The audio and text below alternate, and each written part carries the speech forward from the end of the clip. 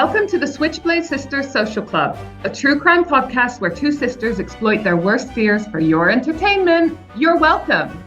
I'm Dee. And I'm Randa, and together we are the Sake Sisters. For more information, check out our website at www.switchbladesistersocialclub.com or find us on Instagram and Facebook at Switchblade Sisters Social Club. Thanks for listening.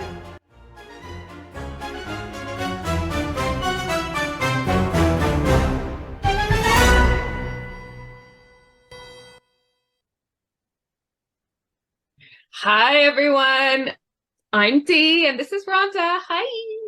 Hi. So this is the Switchblade Sisters Social Club, a true crime podcast where two sisters exploit their worst fears for your entertainment. You're welcome. So today... I just got to say, I just find it hilarious because just before we press record, Randa, you called Jim, your husband, honorary Switchblade slut. You called him from somewhere else in the house so that he could push your chair in. Yeah, no. Well, to be fair, there's a story behind this. He's been relationship goals. He's been desperately trying to get a role within this whole operation called the Switchblade Sisters, and especially after Paul has now joined us as our podcast editor. So Jim's been working really hard to. I didn't know this. Oh, yeah. He's trying to get a promotion. So what he's done, and I will take a picture of it for the socials, I now have a whole podcast station where I'm at now. Don't know if you can see, but can you see this? I need it on screen, really, because it's too good not to. Look at that. Oh, it's fancy. Yeah, so I've got myself a HyperX Quad microphone with a pop shield for my plosives. Move it back because it's casting a shadow on my face. I've got myself a ring light, all of this on like brackets and stuff. So I've got a little podcast station happening here that he set up. So I think we need to upgrade him to maybe sound and tech engineer or something. Yeah. Okay, cool. But then he has to come around my house and work on my setup. But I've got a great setup here. Because my friend Lucy P, I'm going to put her link in the show notes. She's an amazing singer. She's got a bit of equipment that I might purchase. So can I just say something? Can I just interject? As you know, I've got a great friend, one of my greatest friends, called Lucy B, who's also a singer, and she's also one of our biggest fans, so she deserves a shout out. Oh, yeah. Lucy B and Lucy P. Yeah. We love you. And funny story about Lucy B. Her dad's name is Leonard Bernstein. Like the composer. That's just a great story. Perfection. So Jim's gonna have to come around and set up my tech as well, because mine is shocking. I think you need one of these microphones. It glows red when it's recording. I know, I can see it. So awesome. That's why I've had to change a location. The background isn't great, but I've got an amazing setup here. Podcast station. Yeah.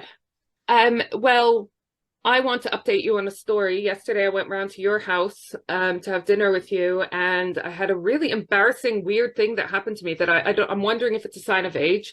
But I was in the car and I was chewing my gum, and I just opened my mouth slightly, and the gum just rolled out. Like, you know, when people have difficulty eating and it comes out the side of the mouth, and I was like, what the fuck? And then I was panicky because I was wearing a new skirt that I wore specifically for You were dressed like Cyndi Lauper yesterday. Yeah, but a really cute skirt by Harkle, who I don't think exists anymore, but they're on Fleabay all the time. Really cute yellowy skirt with different eyeglasses printed on it. And I was like, fuck, of course, I've got like chewing gum lost somewhere in the folds of this skirt. Stood up, did a full search of the car, couldn't find it. And I was thinking, fuck, it's going to turn up in the worst place. And then as I got changed that evening, I noticed it smushed straight into my thigh on my leggings I was wearing under the skirt, my lovely snag leggings. For those of you who don't know leggings. Snag, amazing. You can bend over and no one can see your asshole. They've got pockets down the side for your phone. Amazing clothes, not just tights, but amazing clothes. So comfy. Like the tights are amazing too, because like I think we both learned this from our mother. Quite often when I wear tights, I have to wear underwear on top of the tights to stop them falling down. So then you've got like two pairs of underwear on and a pair of tights. And snag tights, you don't have to do that. We're not paid by them. I would love to be paid by them. Snag, if you're listening, fucking tag you. Love to be brand ambassador. Oh, I was just going to say, get us on your website. fucking do it anyway, so you might as well. But the tights are amazing, all different colors, seasonal ones, so fucking cool. But their leggings are amazing. Their onesie, during lockdown, I lived in their onesies. I actually bought one in gray and one in black, and they were just so comfy. I tell myself that, that they were like nice enough to go to the newsagent. Yeah, you can wear them out. You can wear them out. Because I did. And I also treated myself little bit higher price bracket, but their robe, I got one of their robes, the sort of cosmic one that's got tarot cards and like constellations on, and I just feel like a fucking Hollywood golden years of Hollywood diva in it, but without the abuse. I've realized every time we're filming and every time I film a reel, I'm literally wearing Skims Cozy Collection, and it must look like I have like just 2 outfits and that's all I wear, but actually I just need to clarify this, that I actually have bought like 5. Well, like I always wear black. I always wear black, so I'm always self-conscious that like it always looks like I'm wearing the same thing because I'm always in black and you can only see like shoulders up. But today I'm wearing my little crop hoodie jumper, spooky little bitch. Where's that from? One of my favorite podcasts, Wine and Crime. Oh, love those girls. And it's actually, I don't know why it said on the website, but it took me a while to clock that it's glow in the dark. Oh, which makes my inner child scream with joy. So yeah, I didn't necessarily want to do a shout out for Skims because, you know, it's owned by Kim Kardashian and I don't think she needs my help. But I just wanted to clarify that I don't always just wear the same outfit. I wear 5 of the same outfit. Have you got different colors? Yeah. I have black and white. Oh, okay. Yeah, so I mean, I don't like to wear colors, so I like white and I like black. Have you been wearing the jumper I got you for Christmas? Oh, yes. My Bailey Sarian one? Yeah, your suspicious one.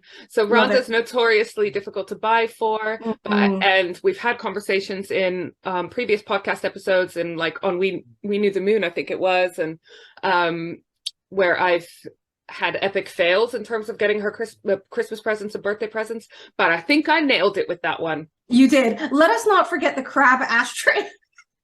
The crab ashtray, I don't remember. I don't even know how you forgot about that. I feel like that would have been a holiday thing, right? Yeah, it was. It was back from Brazil, but we're still talking about it now. Oh, now I remember. It was an actual crab, like a taxidermy crab on a coconut as an ashtray. I mean, I wouldn't buy that.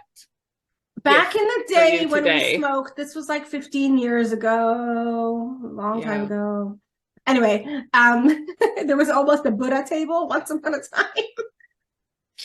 Anyway, but I have to say that your presents have upgraded because this year for my birthday, we are actually having a Botox party, me and you. Now, I'm just going to contribute to that. Yeah. Oh, yeah, because the bill's going to be big. I want a new face. And the thing is, I just want to add that we're okay with aging because women should be allowed to age. That's absolutely fine. I'm just not ready for it yet. Yeah. And each to their own. So. Because women also should be allowed to choose what they do with their faces. 100%. 100%. So I'm having me some... I didn't realize that these lines down the sides of your mouth were called marionette lines. Yeah. And now I can't unsee it. The ventriloquist dummy. I can't unsee it, but hopefully we will be able to unsee it as soon as we have our appointment. Yeah, and I noticed something I didn't know about aging, which makes sense. That because obviously your muscles and your skin is less tight, that your lips get smaller. And I've always been really happy with my lips because they've always been quite full and so forth. But they've been getting smaller, my top lip in particular, because my skin is getting more flaccid. And so my lip is looking smaller. And when I smile, it's disappearing. So I'm not going to lie. I had a little bit of just like a tiny smidgen. I didn't want duck lips. Fine if you want that. I didn't. I just wanted my old lips back. All we want is a mill in the back and a mill in the lips. New slogan. I didn't come up with that. I just recycled it from Instagram. Oh, well, it's, that's where we are. That's where we are. But in fact, I've booked this for 2 mil each. We don't know where they're going yet, but you know. Yeah, we'll decide on the day. Wherever this lady tells us. Oh, the lady is amazing. She's, her business name is W4 Lashes and Aesthetics. But can I just And say, on a serious yeah. note, medical Botox, because I have a really bad case of grinding my teeth. I wear a mouth guard when I sleep. I've got chips on my teeth from grinding at night. So sometimes I keep Paul awake. He can tell when I'm stressed because he can hear it from the teeth grinding. So I think it was at some point during one of the lockdowns, but when we were able to do such things, I had Botox injected into my jaw. So this is like not cosmetic Botox in that it's not for appearance aesthetics. It's specifically like for a medicinal purpose. Like you can have it for migraines and stuff as well. But it was a game changer. Like, and I need to top up on that. And I don't know if this lady does that, but if you grind your teeth, have a little research of it. I mean, I know it's not right for everyone, but it really made such a difference because it loosens the muscles in your jaw. So you're not able to clamp them to the excess that you do if you are a tooth grinder. Do you know what? I actually have to say that my interest in Botox started when I had a medicinal Botox for migraines, because I've probably said it 1,000 times already. I have chronic migraines, which means daily, for like the last 20 years. And so I'm on beta blockers for them, doesn't really do much, but I've tried every sort of treatment. Anyway, so my GP did Botox for migraines, and it did help a lot because they went in my scalp, in my temples, and my forehead, and actually they're great for if you have muscular migraines. Mine aren't muscular, but what it does do, which did really help, especially because I'm at the computer all day and then I'm driving 60 miles a day. So I spend a lot of time squinting, and I also spend a lot of time frowning out of fucking disbelief for most things that happen in life. So you can't do that anymore. So actually you can't, like, you literally can't tense your face. So it does help with migraines if anyone is a migraine sufferer. This time I'm having it for vanity, but it's good for migraines too. I just thought we'd give a shout out to medicinal Botox because oh yeah, sorry. Just think there's a lot of misconception and there's some amazing stuff that they can do these days. Do you know what? It's only really recently I found out about the jaw Botox, and it was so good. It helped me so much and made me realize how much that this teeth grinding thing was affecting my sleep, because I don't think I was getting very much deep sleep. Yeah. So yeah, no, it does have its uses. It really does. Like, it's been recommended by several GPs to me for that. But speaking of disbelief, I have a story to tell you, which I don't want to tell you yesterday because I knew it would upset you because you're sensitive. Yeah, quite a sad story. And you know what? It's not related to true crime, but we do talk about our lives. And since we have a platform, even if we only have 5 listeners, actually, I don't know how many listeners we have, but we appreciate and love all of you. But it would be silly if we didn't make use of this platform to just talk about a few things in our lives that are important, and in general, that are just worldly issues. And one of the things that I work with autism organizations, doing digital marketing, social media, and obviously I have 2 autistic kids, and the kind of things people can say to you, even with good intentions, on a regular basis, can make your jaw drop to the floor sometimes.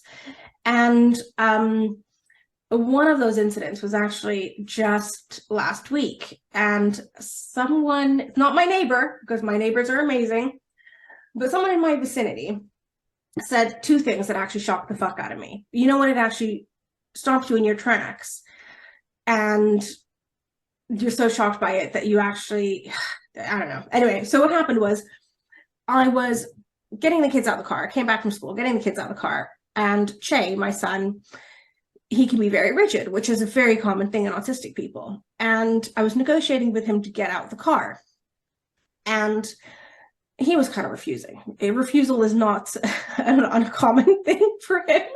Neither is negotiation with me and him. But anyway, so someone in my vicinity came over to have a chat while all this was going on. I was in my driveway. I kind of gestured and I said, look, just in the middle of something, just trying to negotiate with him to get out of the car. Anyway, so this person who has said, I'll tell you what else she said before, which was even more shocking. Said to him, not the nicest tone, you're going to die of hypothermia if you stay there. Now, he's a child who has health anxiety badly. He's a child with anxiety. He's a child with health anxiety who also doesn't understand the concept of death. So I was thinking, fucking great. Now I have to explain the concept of death to a child who thinks the Queen's funeral is going to happen next September again. He thinks it's a national holiday. It's going to happen every year. I have to explain that no, you're not going to die of the cold. And now this has been an issue even when he's at school, not wanting to go outside. So anyway, so this person who didn't necessarily mean badly said something really It's stupid. just a really insensitive thing to say to any kid. Well, You're you just gonna don't say die. it to, yeah. Anyway, secondly, he had a meltdown. He was really upset by it. And she then says to him, or says to me in his earshot, he needs to learn to be flexible even though he's autistic. That was for me, I had to practice a lot of restraint. And luckily I was dealing with Shay, so I didn't have the time nor the resources to deal with her. I usually use all these opportunities as educational opportunities. Yeah. Because, if you start effing and blinding at people, then they learn nothing. Whereas if you actually explain, then hopefully they won't make the same mistake twice. But people stop giving unsolicited advice to mothers. They know their kids better than you do.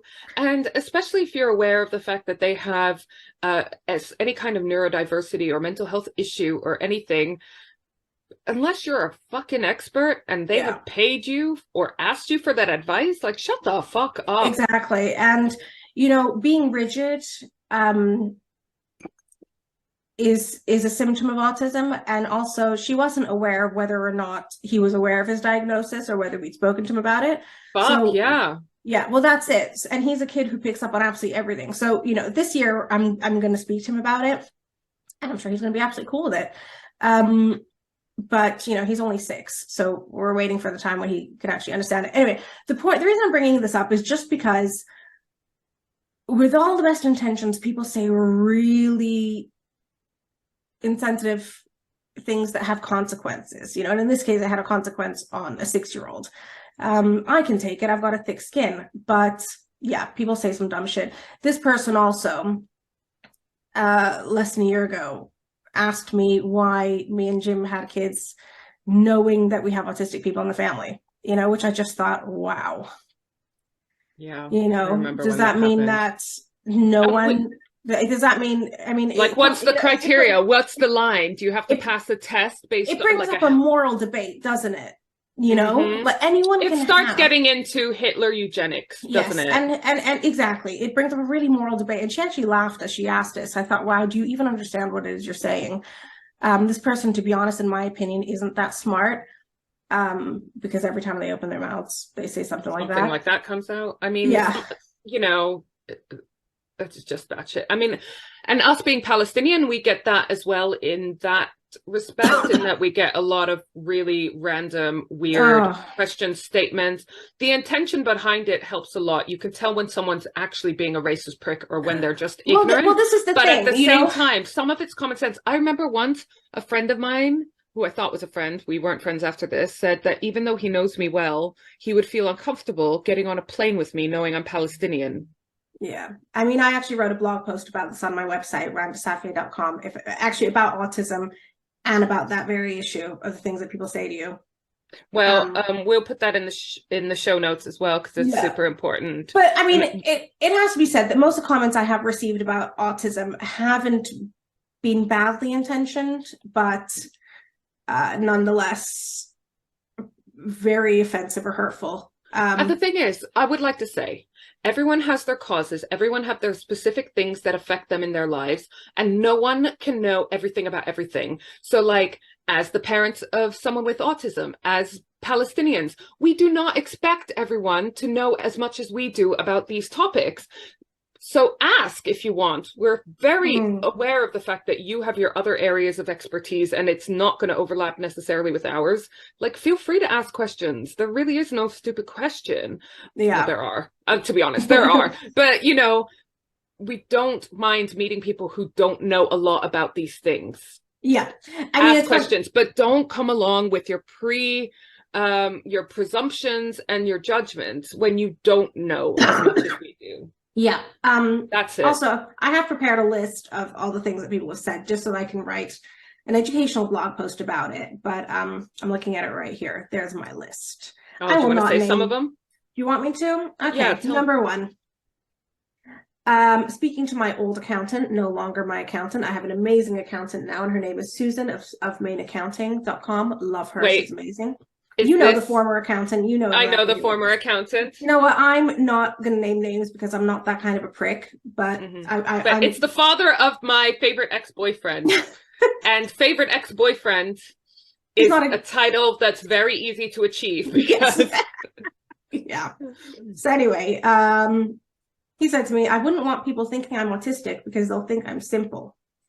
And now that statement for me was ironic because after he said that, I now think that he is. oh, 100% he thought differently, let's just say. Yeah. Yeah. So, did you and your husband not think to sit down and talk about the fact that you have autistic people in the family before you had kids? I already addressed that one. Number 3, don't worry when people ask me. Sorry, rewind. Paul, edit that out. Number 3, don't worry. When people ask me about your kids, I don't tell them they're autistic. Number 4, oh, I brought this one up already. He's got to learn to be flexible even though he's autistic, within earshot. Number 5, this one is used often. I've heard from several people where they use the term autistic as an insult. And someone said, I think he's autistic because he's rude and acts like an asshole.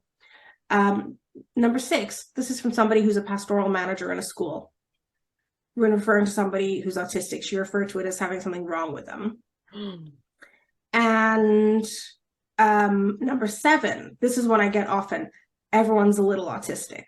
Now, people say that with good intentions, but first of all, if everyone's autistic, then nobody is. And because it's a hidden disability, people don't have as much sympathy or understanding or empathy for it, and they often mistake it as, oh, it's just a behavioral issue. And the thing is that it is a disability. It's a lifelong disability. It can even be a life-limiting disability. So, you know, when people say everyone's a little autistic, it really just undermines an autistic person's experiences and struggles and difficulties. And it's just fucking dumb. And number 8, this wasn't said to me, but it was said to a friend, where a colleague had said to them, oh, that's the last time we work with someone who's autistic. Yeah, just because they found that person difficult. And I mean, can you imagine? I mean, you can be an asshole and autistic, and they are not related. Yeah. Do you know what I mean? Imagine someone saying that about somebody's race? So that's the last time we work with someone Hispanic or work with someone European or work with someone. And that does happen. That does yeah, happen. it does People happen, extrapolate all the time. But it's wrong in all of those cases. It should be as shocking to say that. So yeah, I just wanted to bring these up just because I think people, even with good intentions, they use language that is hurtful. And 1 in 28 people is autistic. 1 in 28. That doesn't mean they all have a diagnosis, because we're still working on that. There's still a whole generation of people walking around undiagnosed, probably because they're over the age of 30 and they've been misdiagnosed as having anxiety, bipolar, or whatever else, or just not knowing. We talked about this before when we were at school, and I'm 40. And you are a year younger than me, a year and 10 months. There's a small period in the year where my sister, who is a year and 11-ish months, 10 months younger than me, where our age number is only 1 year difference. And I love that time of year. He likes to lord it over me. Yeah. But we weren't tested for anything. I mean, I found out I had dyslexia very late in life when I went to university, and that was almost by accident. So yeah, anyone younger than us is more likely to have something like that picked up at an earlier age, right? And this is why you've got so many people our age and older coming out with adult diagnoses, because they weren't. It wasn't something that people were conscious of when they were school age. No. To even check for. No, and that's actually another thing I wrote a blog post on my website called Adult Autism Diagnoses, What's the Point? So if you're wondering what's the point, I wrote a blog post on it. Can I just say that we had a conversation about this, about the importance of getting a diagnosis later on in life, because I have for a while suspected I might have some kind of ADHD or ADD. But I was just telling myself, like, what's the point in getting diagnosed? It's not like I'm at uni and I'll get 15 minutes longer on my exam or a free laptop or something. And you raised such a good point that is really means I'm going to book it ASAP, really, the minute I have a bit of headspace for it, where you said that if any of us in the family have any kind of neurodiversity, and I'm already which is a certainty. Yeah. It's 85% chance parents of autistic kids are neurodivergent themselves, and where there's one, there are many, because it's genetic. Yeah. And yeah, And I would say it's certain. as you say, you have your case files on all of us. I'm I already, do.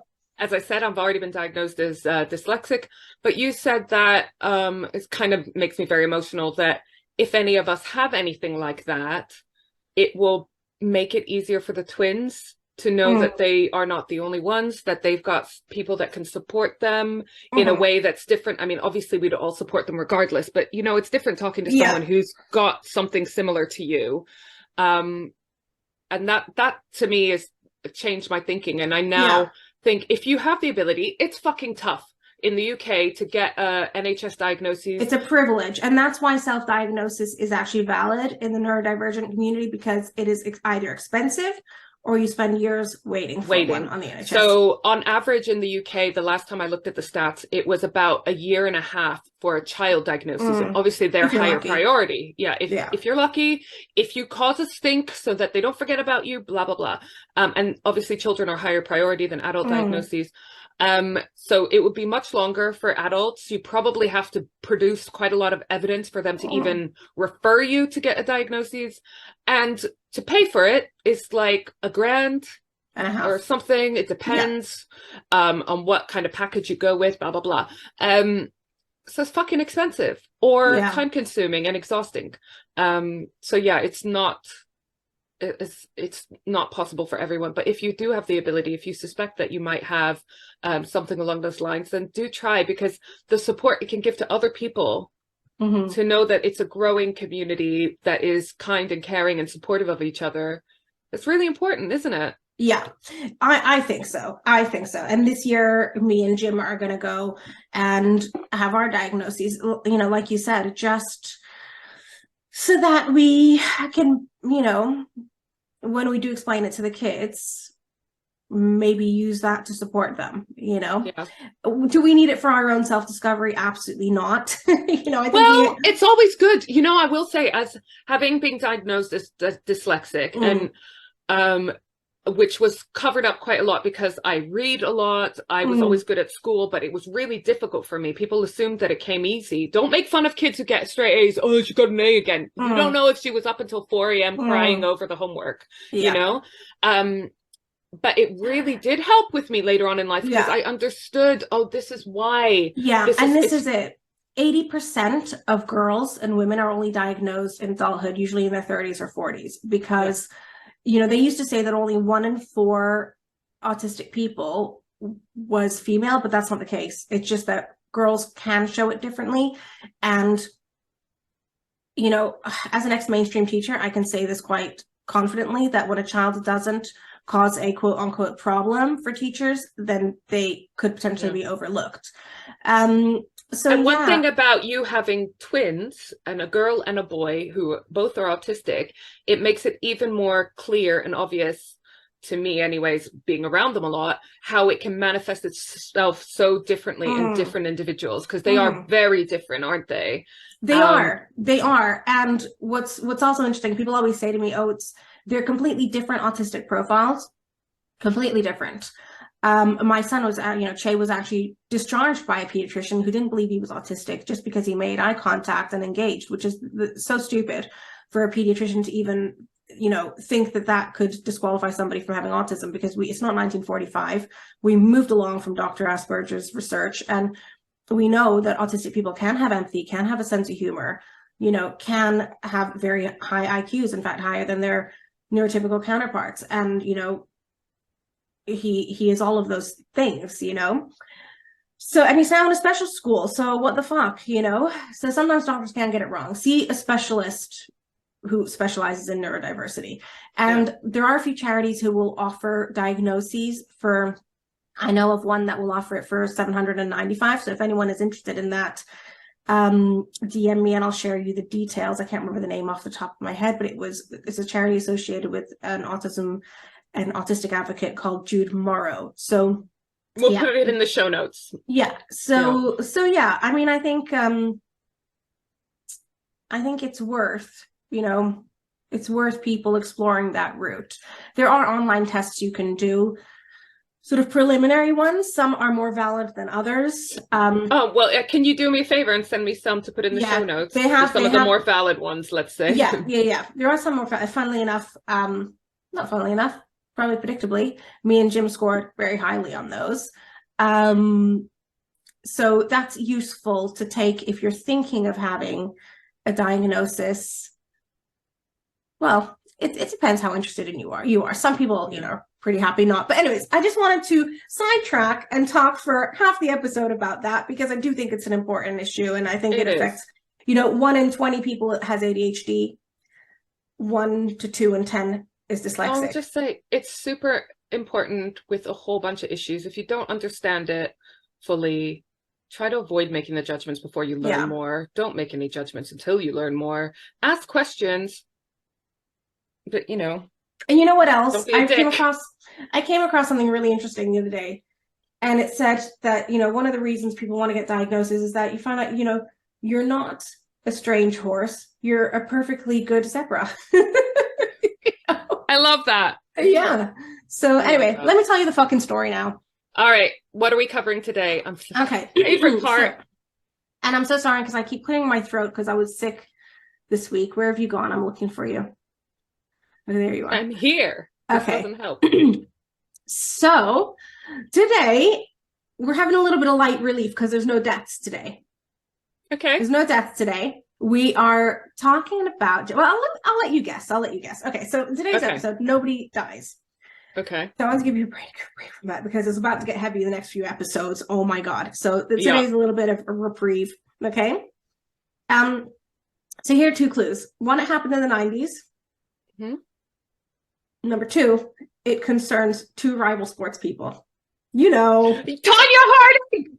Yeah. Nancy Kerrigan! So now this story, oh my God, I remember it. Like, do you remember when we covered Amy Fisher? That happened in the 90s? Yeah. I remember. This was another big one that was so fucking huge at the time. Remember, it wasn't, people forget about what it was like before social media and constant news updates and 24-hour news cycles. This was before all that. So you had a very few select amount of stories that were just massive. And people were still a bit of a mystery because you couldn't have access to them like you do now on social media and all, the behind the scenes and stuff. So, and these 2 were so high profile before the incident that the incident was next level shocking. And it's got everything. It's got class wars. It's got all sorts of stuff. It does. And we saw it play out in real time. So I think that's why I'm interested in it too. Yeah. Okay. So Nancy Kerrigan and Tonya Harding were competitors and ice skaters in the 90s. And we remember this story so well. So Nancy Kerrigan, she was a welder's daughter from a working class family with a dad who was working 2 jobs. Now, Nancy was described as coming from a working class family, but she was always presented with a lot of opportunities. And her mother was legally blind, but still managed to hold, the whole household down and look after all the kids. They were a hardworking family and a dedicated family. And her early success brought Nancy a lot of attention. And she didn't ever want to wear her medals because she was really modest and didn't want to brag. So she's a nice girl, Nancy Kerrigan. So she later got in with a husband and wife coaching team called Mary and Evie Scottfold in Boston, and they really helped launch her success. So that's a little bit about Nancy Kerrigan. So over to Tonya Harding. So I remember we grew up believing she was an absolute villain, right? Oh, she was made out to be just a bitch, trailer trash was used all the time to describe her. Yeah, exactly. She wasn't portrayed well in the media. No. She was actually portrayed like a Disney villain. You know? Oh, that's 100% how the media portrayed it. It was the princess versus the witch, basically. Exactly. Yeah. And Tonya Harding, she was from a low-income single-parent family from Oregon. And she grew up in a trailer park. So she had a different upbringing, different opportunities to Nancy. And she wanted to skate after seeing ice skating at the mall. And she was determined to be good at it.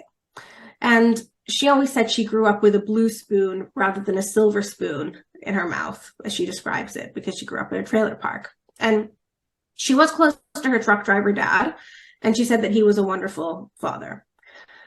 But Tonya's mother, however, was really violent towards her and even threw a knife at her. She was an alcoholic. And even in interviews I watched, she was pretty vile with regards to her daughter. So just a nasty piece of work, to be honest. And Tonya does not have a good relationship with her mother. So Tonya, she was one of the world's best skaters by the end of the late 80s. And she was able to do something called the triple axe with 3.5 revolutions in the air. She was known for that. We'll post some YouTube videos. Yeah, there's loads actually. Because yeah, she was groundbreaking. And also, I just want to say, I don't remember that much stuff about her mother. I know there was some stuff, but a lot of this stuff about Nancy, like I know they talked about her bad upbringing, whatever, but so much of the stuff came out after. You mean Tonya? Yeah, sorry about Tonya. Yeah.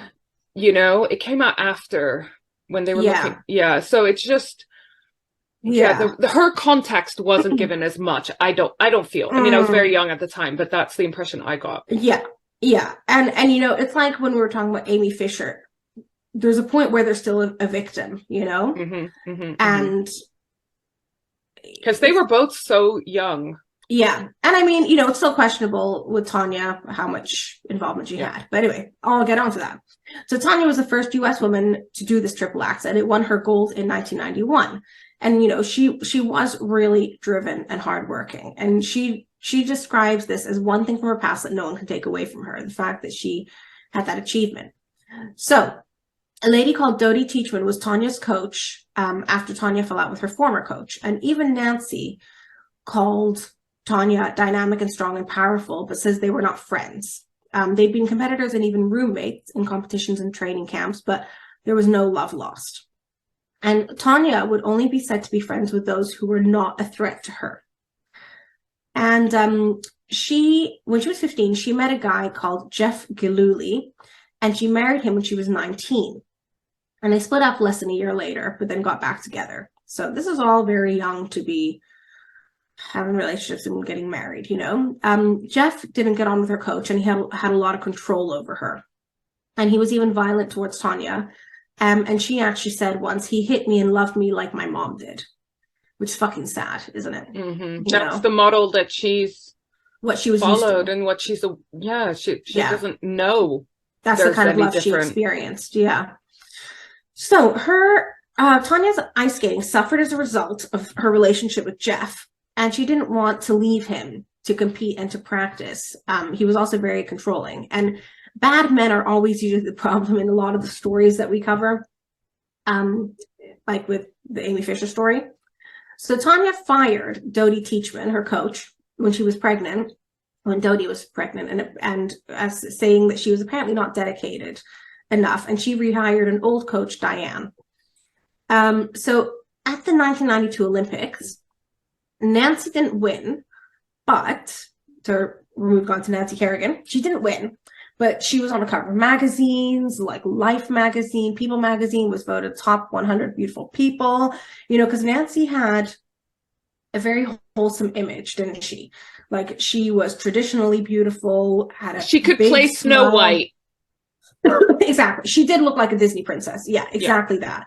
Like, she had those sort of traditional, wholesome, you know, beautiful, good looks. But she was always sort of wanted to be below the radar. And Tonya looked like she could be in a kind of like glam metal, rock metal video in the 80s, right? Like a little bit of a permy mullet going on. Yeah, exactly that. That sums up. Like a kind of dirty blonde, you know. With big hair. Yeah. And although a lot of people had big hair back then in the 80s and 90s. But Nancy was very modest. She was very humble. She didn't like to brag. She liked to be a sort of, you know, below the radar type of person. But she was very marketable because of her good looks and, you know, likability. So she was doing a lot of photo shoots and videos, and she was always very polished, refined, and, you know, that had a lot to do with her commercial success. And Vera Wang, the designer, even designed her skating outfits. So Nancy wasn't thrilled about the makeup and the outfits because she was more focused on athletic ability, but she knew how to play the game, how to be I mean, it's a marketable. show. Ice skating Exactly. has always been like a spectacle, a show, Yeah. right? So yeah, so it's said that sort of Nancy threw herself into this, knew how to play the game. Tonya didn't, or wasn't quite as comfortable And doing I it. can imagine there's also a lot of the schmoozing with people you don't want to have to schmooze with. It's not Yeah. just like that's how you get ahead in a lot of things. And I can't imagine Tonya being that good at sort of kissing ass, which you Well, sometimes have to this do. is what Tonya had to say about it. She said, Figure Skating Society didn't want anything to do with me. Tonya said, and she said because she was outspoken, she didn't want to skate to Mozart, she wanted to skate to ZZ Top. I mean, you So gotta fucking love that. yeah, she had personality. To be fair, she She had was a personality. disruptor. She was a She disruptor in was. that You know what? I area. love that word disruptor, and I love I the know. concept of it. I I love it fucking love too. it. I love the word disruptor, and I just wish it wasn't as overused as it was now because it's so fucking perfect to describe certain people, you Mm-hmm. know? So sometimes you need someone to go in and fuck shit up, You really Yeah, do. exactly. And sometimes they are a little bit more extreme than you perhaps would be comfortable with, but that's the only way you can get people to shift a little bit sometimes, You right? do not affect change by being quiet and polite, and that's the Nope, damn truth. nope, exactly. So she had asthma, Tonya, but she was also a smoker and a drinker. However, she denies this. But as you can imagine, being an athlete, it's going to affect your performance. Mm-hmm. So Tonya says she had a worse time in the ice skating world because of their differing backgrounds, her and Nancy.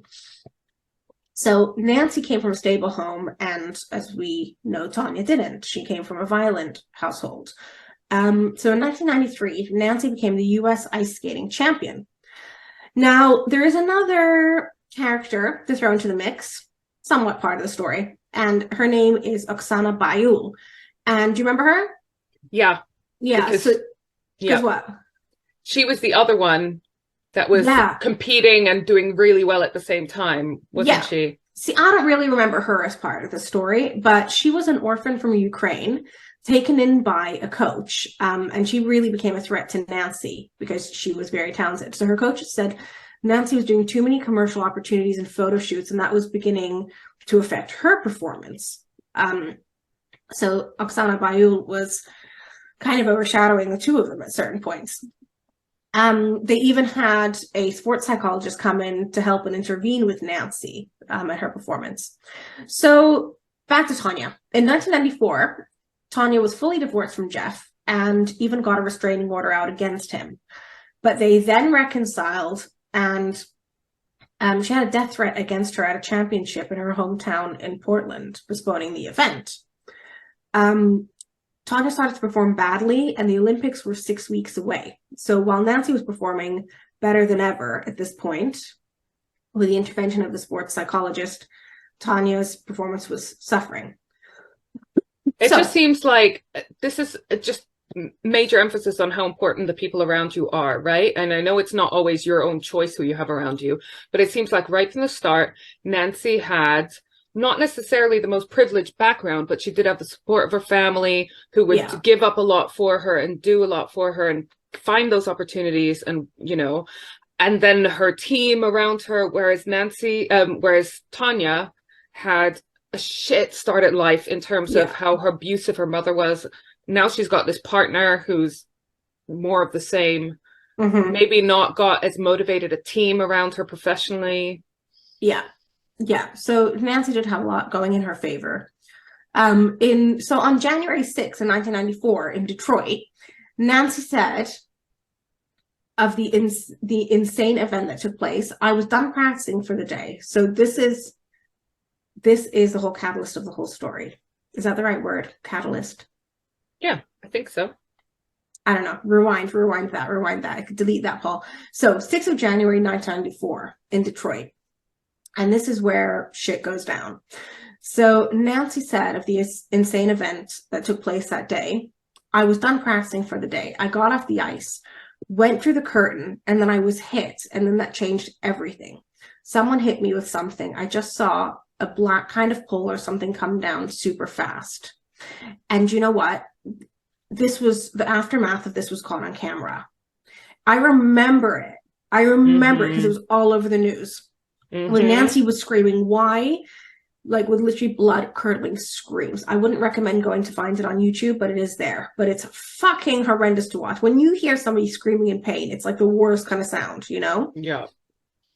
Anyways, Yeah, I I remember remember it. that too because it's Mm, seared into my brain because it was yeah, horrible. awful to watch that. So her coach Evie said, I saw a guy running away. She was in excruciating pain. And her coach said apparently it was done by a tall white guy with a leather jacket on. So 9 months earlier, Monica Salas, who's a tennis player, had literally been stabbed in the back. So I remember that too. so people in the sports world were on high alert. And Nancy was in hospital, still saying she was going to go compete the next day. Yeah, she could have been a two-time national champion. Because imagine Initially, that. Imagine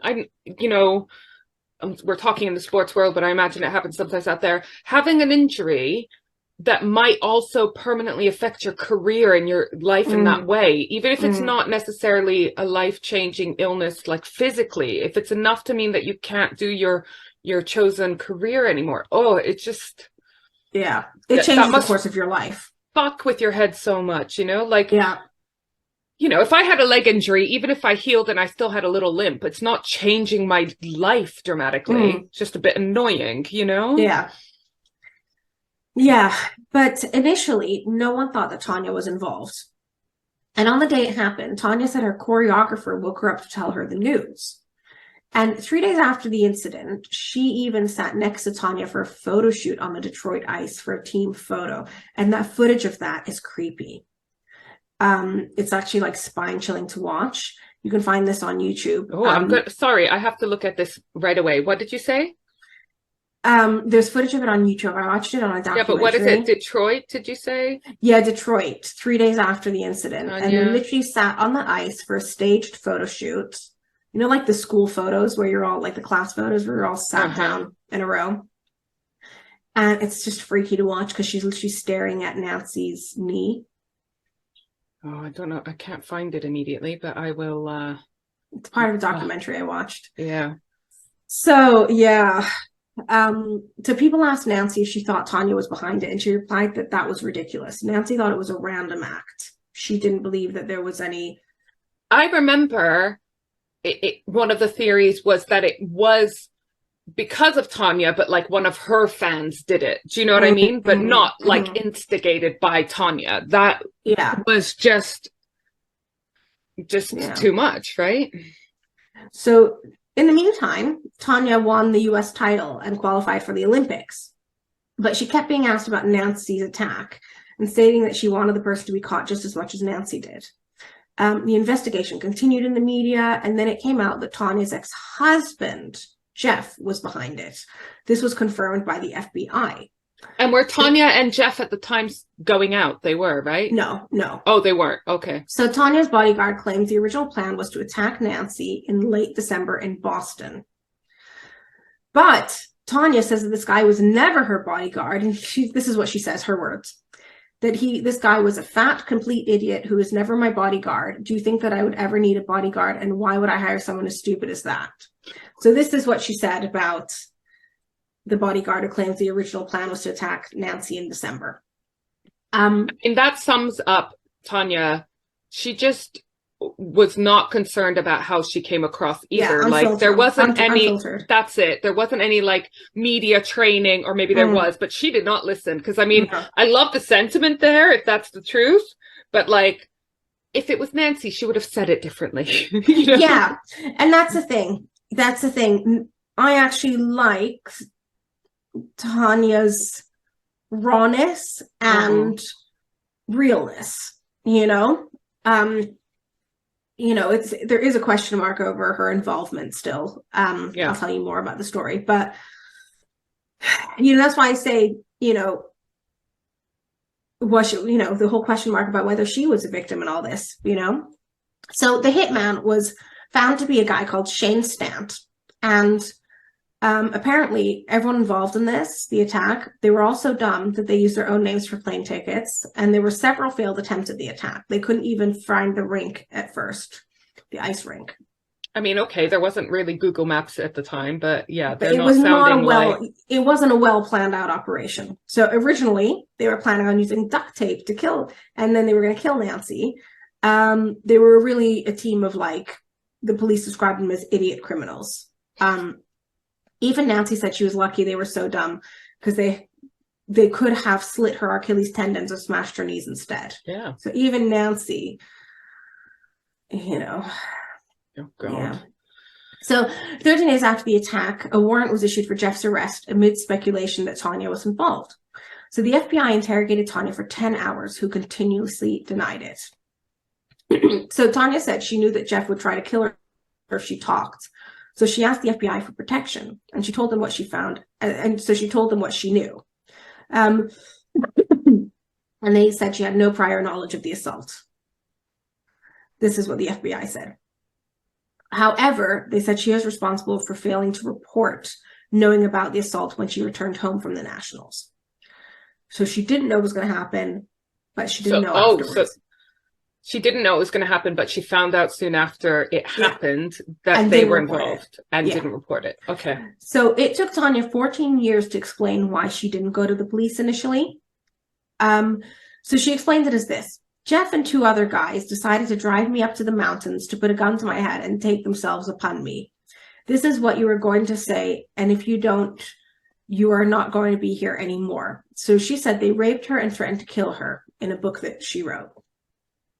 So Nancy trained hard and recovered, and she was declared fit to represent the U.S. in the Lillehammer Olympics, while Jeff and his goons went to jail and implicated Tonya in the plot against Nancy. So trash was recovered from Jeff's home, detailing plans for the attack implicating Tonya, including notes written by Tonya. I remember this. So then Nancy and Tonya found themselves together on the ice, and there was loads of media scrutiny. Nancy wore the same dress that day that she was wearing when she was attacked, which I thought was a nice move. That's a big fuck you, isn't it? Exactly, fuck you to those who tried to fuck me up. Yeah. Exactly, yeah. And she actually said, Nancy, humor is good and it's fun and it's empowering. I'm here, I can do this, I'm back and I'm ready. So yeah, I liked her move. That day, when they crossed paths on the ice, Nancy and Tonya, the media cameras went wild and it sounded like fireworks. Like literally cameras were just going off. And the media got their money shot. Oh, excuse me. This was February 23, 1994. And that night, Tonya didn't succeed with her triple axe. And Oksana Bayul, their competitor, was also there that night. But Nancy got first place. So good for her. When was the shoelaces incident? What was the shoelaces incident? There was one time where Tonya was crying because her shoelaces... Was it that? She couldn't do it because her shoelace was loose or something faulty, and she asked to do it again. Yeah, so this was one of the highest rated programs in U.S. history. And 2 days later, there was another televised event, and Tonya's name was announced, but she was not there. Apparently, her skate laces broke, and they were trying to get ones to fit. So the night, cut out where I finished release.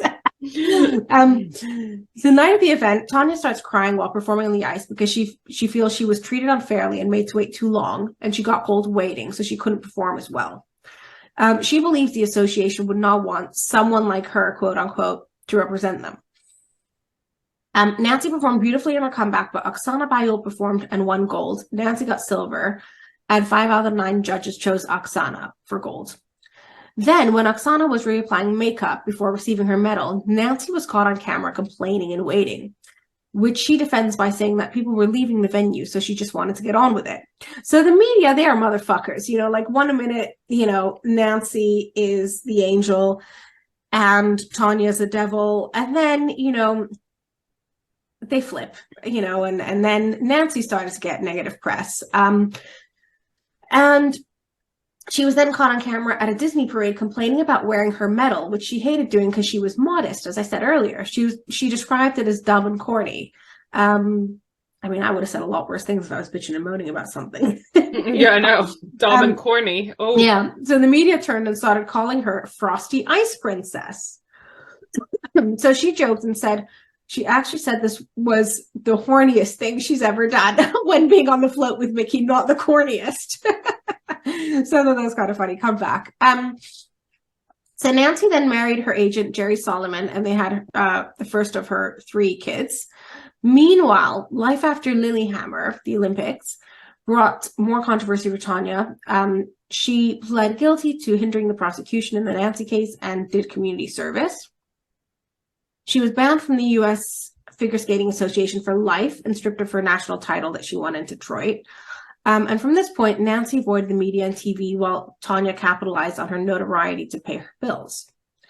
They've only faced each other once since at a staged public apology show in 1998, which was a very uncomfortable thing to watch.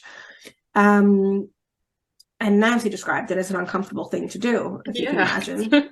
Yeah. Yes, yeah. So Tonya described it, Tonya says she was in the wrong place at the wrong time around the wrong people, which I think that's fair to say that that's true. Things would have turned out differently had she, maybe not been subjected to this controlling, abusive, ex-husband, had she not been brought up in a household with abuse, And anyway, during the public apology show, Nancy looks less than impressed. And Tonya has recently said, I've apologized so many times and Nancy's not worth my time anymore. I mean, I don't think she should have said that. No.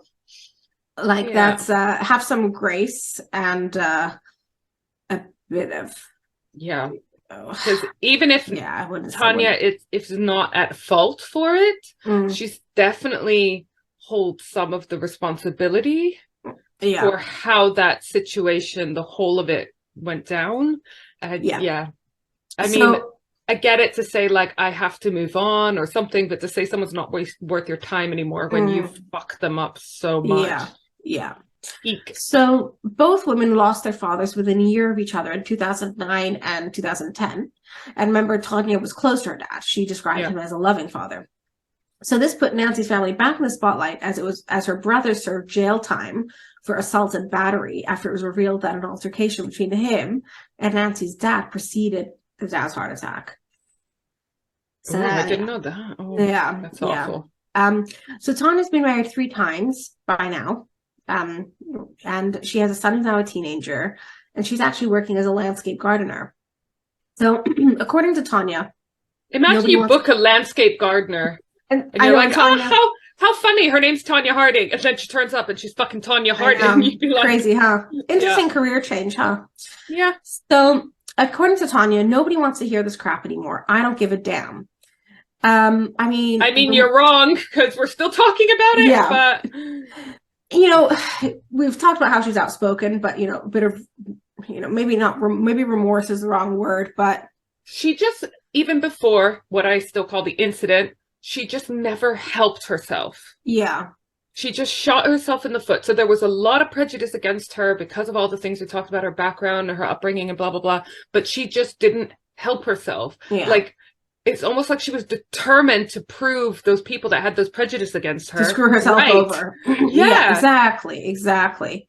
And we love her honesty and her lack of filter, like we were saying, but at the same time that fucked her over even more and made her life harder for herself, right?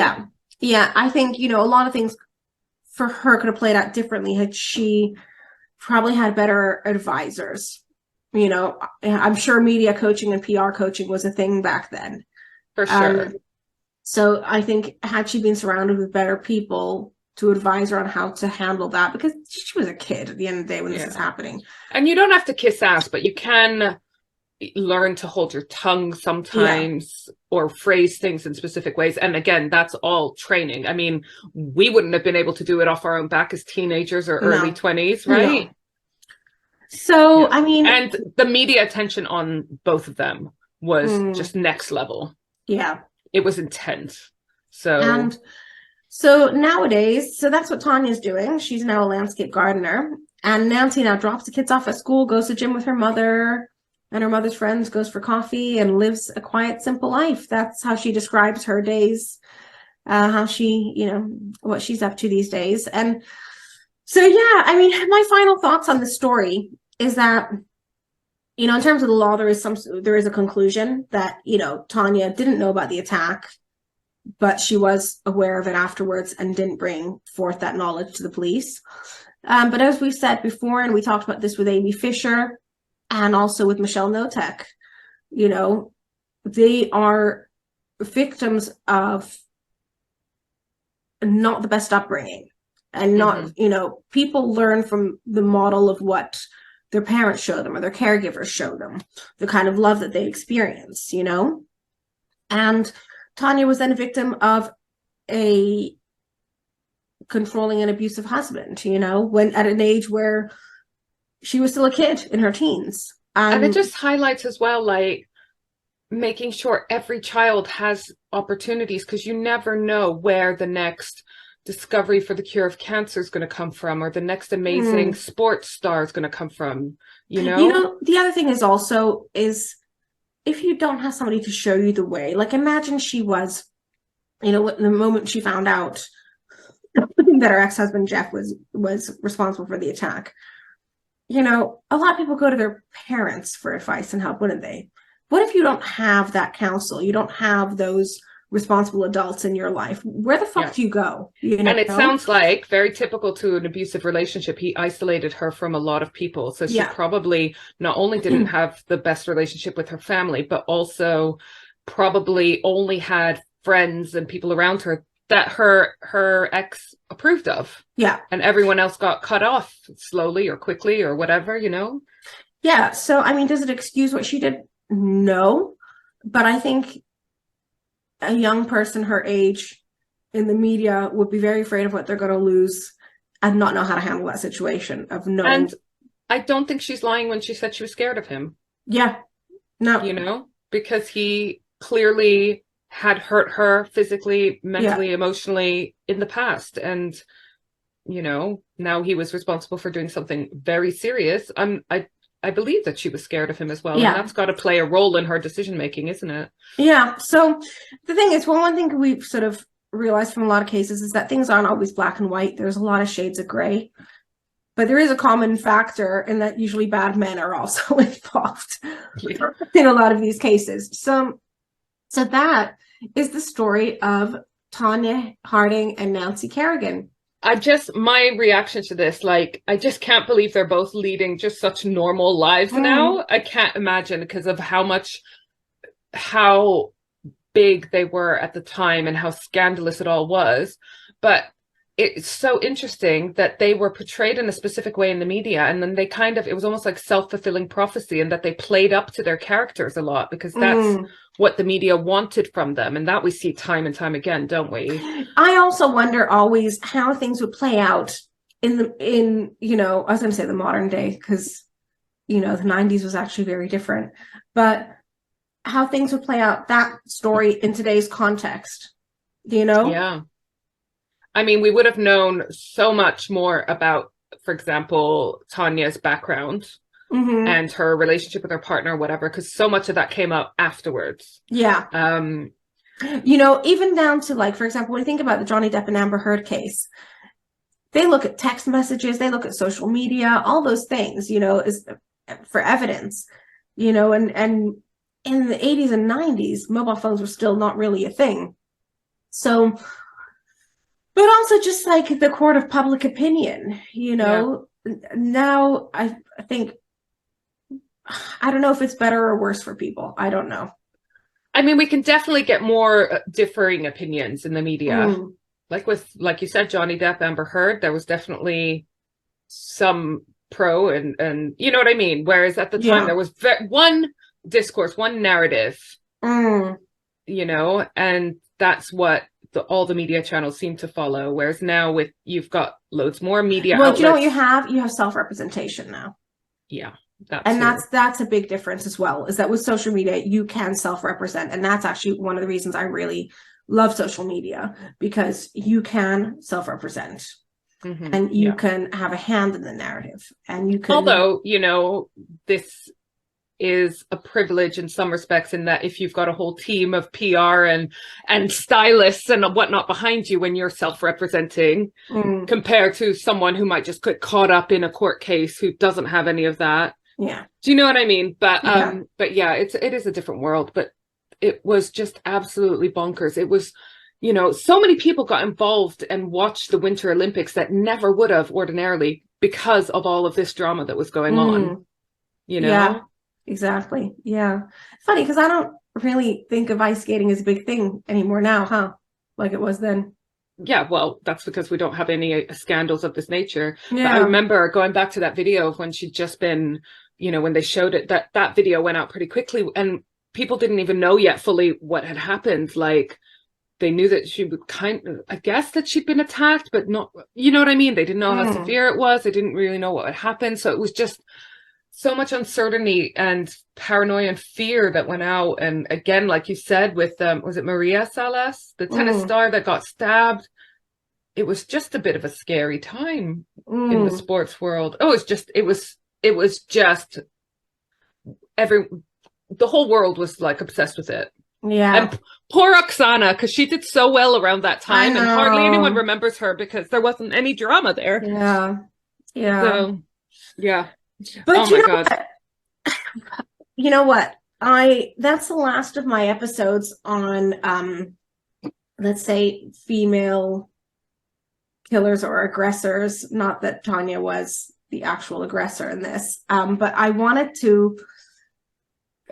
was, you know, when we started researching topics, I wanted to look into episodes that had women in the story, you know, because I find the psychology, and not just as a victim. Yeah, I find the psychology interesting, you know, like, yeah, it's well, it's an oversimplification to say that women are, you know, more complex than men, and I mean that only in a good way. But I feel like a lot of stories about serial killers and aggressors are about men. And well, because they just, this is fact, commit more crimes. Yeah.